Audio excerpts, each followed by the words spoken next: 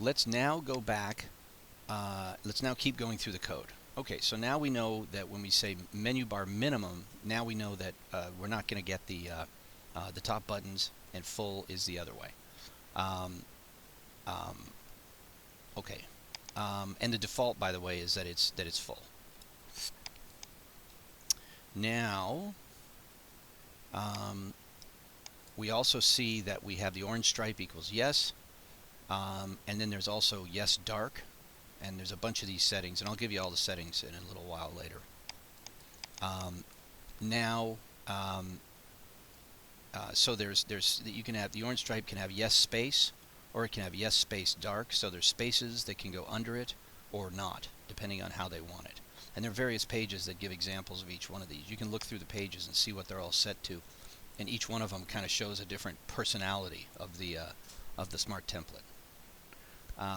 Now here again, if fancy top section is not null, and null would be the default setting, right? Then it goes and gets it goes and resets the style. It overrides the style sheet, and then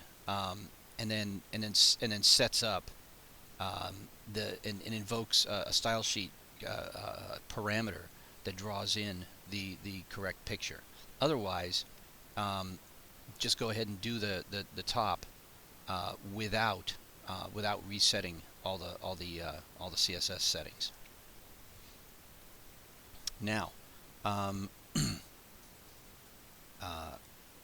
okay.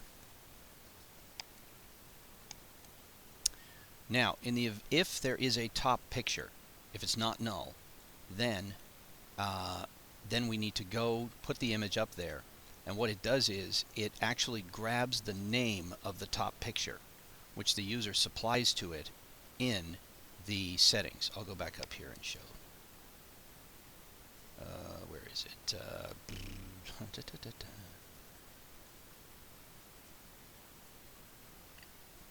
Okay, so fancy top section and top picture. Okay, so that would be where you actually put in, monster.jpg, and you can actually specify the JPEG, and that's the one that'll occur if you say yes, you want a fancy picture up top, and then it'll go grab whatever name you specified, and boom, in it goes.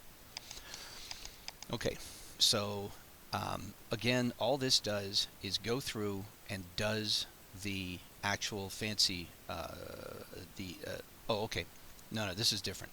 Now this is the fancy code section. Okay, if we have fancy top section, what that does is that's a special piece, and we'll discuss that next.